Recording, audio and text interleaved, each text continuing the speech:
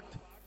साथियों, अब इस मंच की, इस आयोजन की और इस पांडाल की दिशा राष्ट्रीय चेतना की ओर मैं मोड़ना चाहता हूं।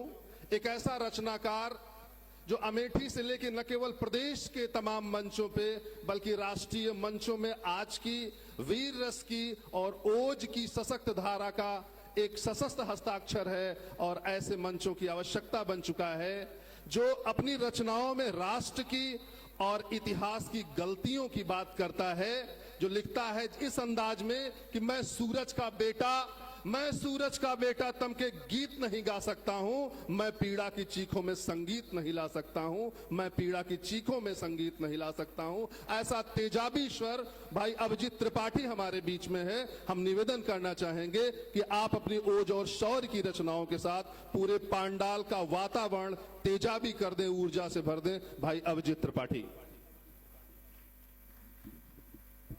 बहुत बहुत आभार, बहुत बहुत धन्यवाद।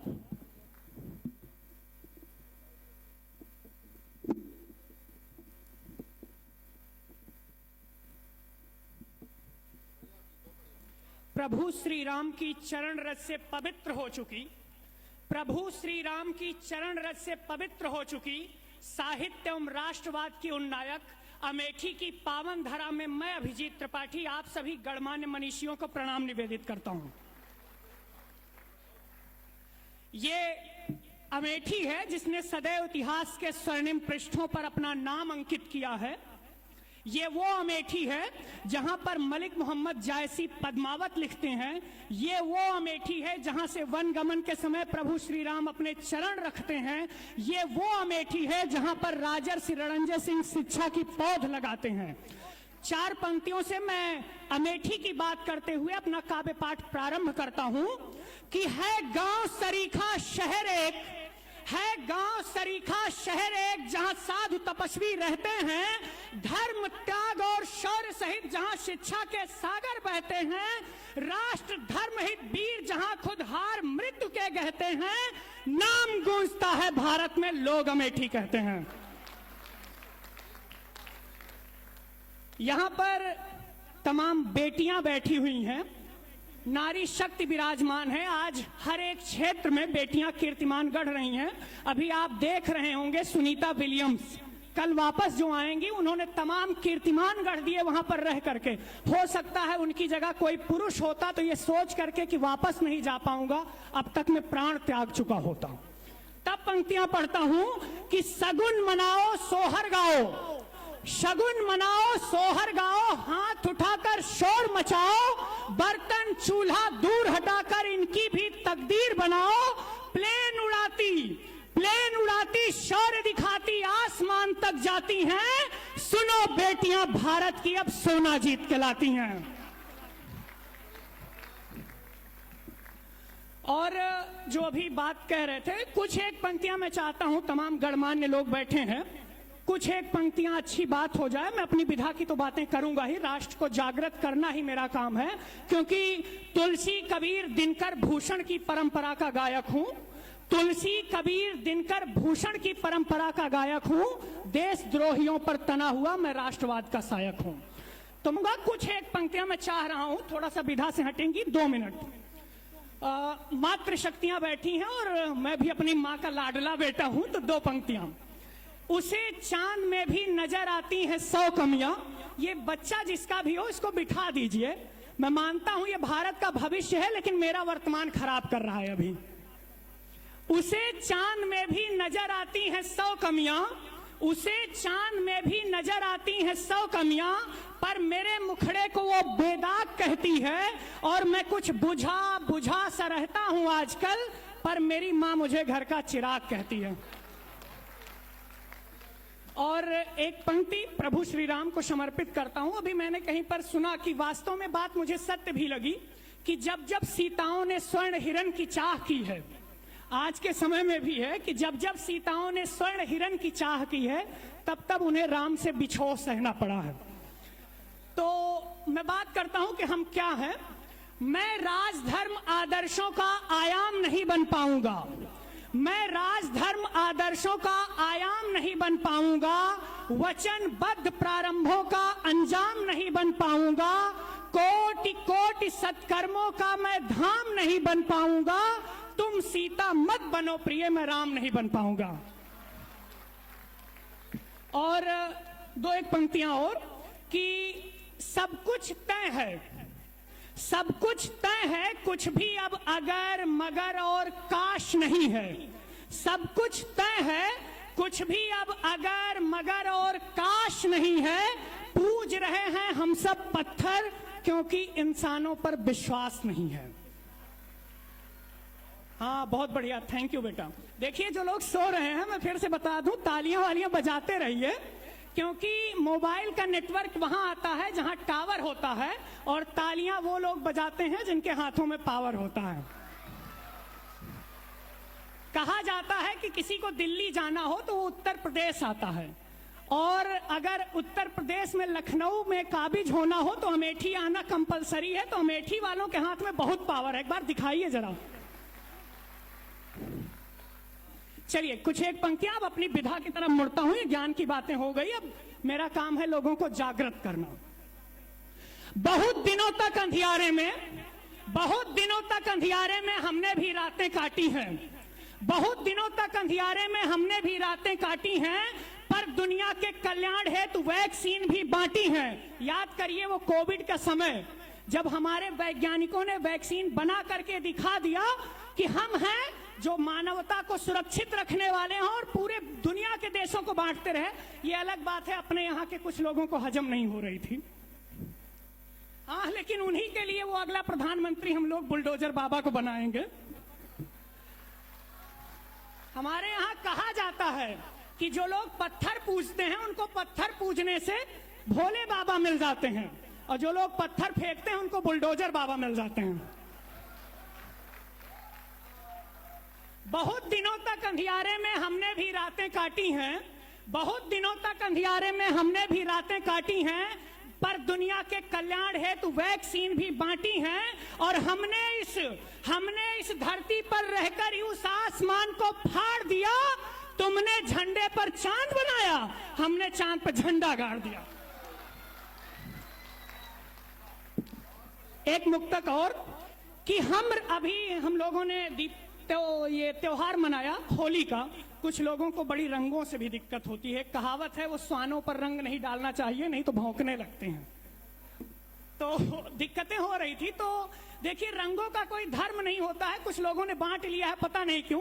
हम तो सिर्फ एक रंग की बात करते हैं, लेकिन अब जब दूसरे लोग अपना लेंगे तो हम तो बताएंगे ही।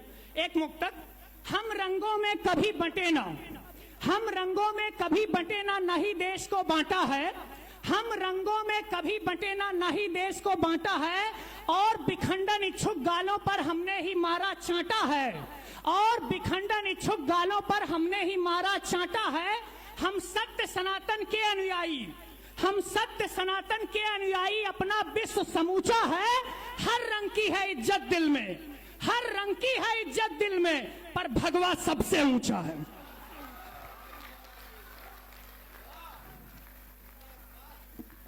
अभी कुछ दिनों पहले, इस महीने में, देखिए टाइम ज्यादा हो तो मुझे बता दीजिएगा, अभी इसी मंथ में एक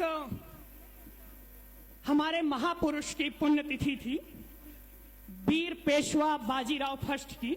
मैं 4 पंक्तियां उनको समर्पित करना चाहता हूं। जब मुगलों के अत्याचार से, आतंक से पूरा भारत पीड़ित था, और हमारे छत्रपतियों से देश कि ये व्यथा हरी नहीं जा रही थी, तब वो 20 साल का नौजवान आया था, और दिल्ली तक में जब चढ़ा तो दिल्ली का बादशाह दिल्ली छोड़ के भाग गया था।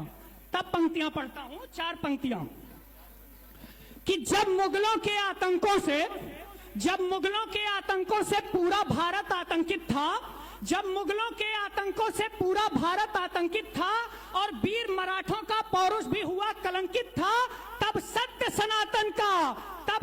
सनातन का दीपक पुनः जलाया था। पूरे भारत में हमने भगवा ध्वज लहराया था। हम ही पेशवा बाजी बनकर पूरी दुनिया में छाए थे, और दिल्ली तक चढ़कर मुगलों को उनकी औकात बताए थे। अब मुझे भी लग रहा है समय ज्यादा हो रहा है, मैं एक कविता आप सभी को सुना देता हूं, नहीं तभी ये लोग सुनाने को नहीं पाएंगे तो बाद में कहीं मुझसे निपटने ना लगे। हम लोग एक ही व्यक्ति हैं जिनको राणा नहीं महाराणा कहते हैं। मेरी सबसे पसंदीदा कविता है खुद की, मैं आप सभी के समक्ष प्रस्तुत करना चाहता हूं। जो कभी किसी के आगे झुके नहीं, घास की रोटियां खाना मंजूर था लेकिन शत्रुओं के महल का मेवा स्वीकार नहीं किया उन्होंने, तो उनको एक छोटी सी कविता मैं समर्पित करता हूं, आप सभी का मन चाहता हूं।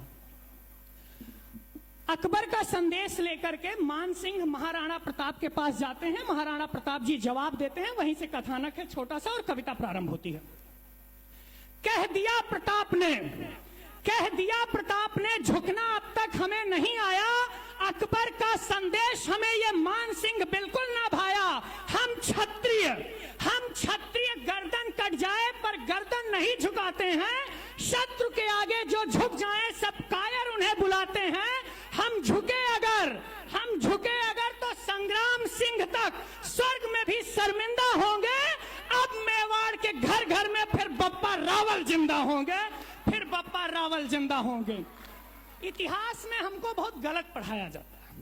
मैं इतिहास का विद्यार्थी हूं इसलिए कह रहा हूं, हमको इतिहास वो पढ़ाया जाता है जब मोहम्मद बिन कासिम 711-12 में आता है, सिंध पर कब्जा कर लेता है, लेकिन ये नहीं पढ़ाया जाता कि उसी मोहम्मद बिन कासिम को ईरान तक खदेड़ते हुए बप्पा रावल गए थे और वहां पर एक नया शहर रावलपिंडी बसाया था।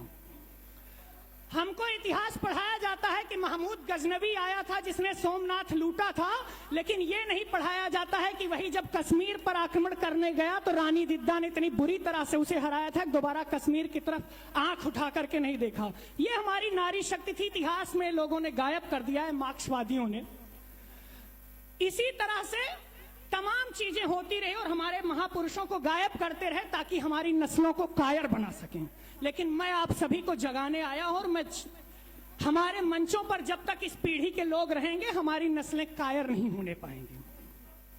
आगे पंक्तियां पढ़ता हूं। हल्दी घाटी के युद्ध का दृश्य मैं प्रस्तुत करता हूं आप सब। पराजित करने के बाद भी उनकी स्त्रियों को माता के तुल्य सम्मान देते हुए ससम्मान वापस भेजता है, और एक तरफ वो है जो शत्रुओं को पराजित करने के बाद उनकी स्त्रियों को जबरन अपने हरम में रखता है। आप चयन करें कि आपको राम पसंद है, राणा प्रताप पसंद है, या अकबर जैसा रावण पसंद है, आप जिसके अनुयायी बनना चाहें। जय। इतिहासों की तुच्छ किताबें अकबर को श्रेष्ठ बताती हो, गौरव गाथा छोड़ सिंह की सब गीदड़ के गुण गाती हो, पर राणा जैसी सब कहते और किसी में बात नहीं, उस क्षत्रिय को झुका सके मुगलों की औकात नहीं। और मुंड काटते रहे शत्रु का, पल भर राणा रुके नहीं, जगदम्बा के सिवा किसी के आगे राणा झुके नहीं। और जिन्होंने इतिहास पढ़ा होगा उनको मालूम होगा कि हल्दी घाटी का युद्ध संघर्ष का समापन नहीं, प्रारंभ था। उसके बाद निरंतर 20 वर्षों तक दिल्ली से सेनाएं राजपूताना जीतने के लिए जाती रहीं, लेकिन एक बार अकबर की हिम्मत नहीं हुई कि सेना का नेतृत्व करते हुए खुद आ जाए। पता था कि कहीं राणा की तलवार के आगे पड़ा तो घोड़े सहित 2 टुकड़ों में बंट जाएगा। पिद्दी भर का था अकबर, 5 फीट के लगभग, कहां हमारे राणा 8 फीट के लगभग। पिद्दी भर का था अकबर, डरकर दिल्ली रहता था। राणा से उसकी जान बचे अल्लाह से रोज ही कहता था। और हल्दी घाटी की कथा सुनी तब पौरुष राणा का आंका था, डरकर राजपूताने में वो कभी नहीं फिर झांका था। और जिनको महान तुम कहते हो, अकबर द ग्रेट, जिनको महान तुम कहते हो वो सब धरती के पाप थे। अकबर करने वालों राणा अकबर के बाप थे। बहुत बढ़िया अभिजीत। जिन अपेक्षाओं के साथ माइक पे हमने अभिजीत को बुलाया था, पूरा सदन तालियां बजा करके इसका अनुमोदन करे, इस बात की तस्दीक दे कि वास्तव में जिन अपेक्षाओं के साथ उन्हें हमने यहां आहूत किया था वो अपेक्षा पूरी हुई। हमारे लखनऊ के एक शायर हुआ करते थे, उन्होंने 4 पंक्तियां कही थी कि द्वंद्व कहां तक टाला जाए। ये आह्वान है पूरे हिंदुस्तान के युवाओं के लिए कि द्वंद्व कहां तक टाला जाए, युद्ध तहां तक टाला जाए, और गर राणा का वंशज है तो फेंक जहां तक भाला जाए, गर राणा का वंशज है तो फेंक जहां तक भाला जाए। और राष्ट्रीय स्वयंसेवक संघ का यहां सक्षम प्रतिनिधित्व है, भाई ओम प्रकाश जी हैं। एक शेर उनकी नजर इसी का कि दोनों ओर लिखा हो भारत, युद्ध कहां तक टाला जाए, द्वंद्व कहां तक पाला जाए, गर राणा का वंशज है तो फेंक जहां तक भाला जाए, और दोनों ओर लिखा हो भारत, दोनों ओर लिखा हो भारत, सिक्का वही उछाला जाए, दोनों ओर लिखा हो भारत, सिक्का वही उछाला जाए। बहुत खूबसूरत काव्य पाठ भाई अभिजीत की तरफ से। अब मैं सीधे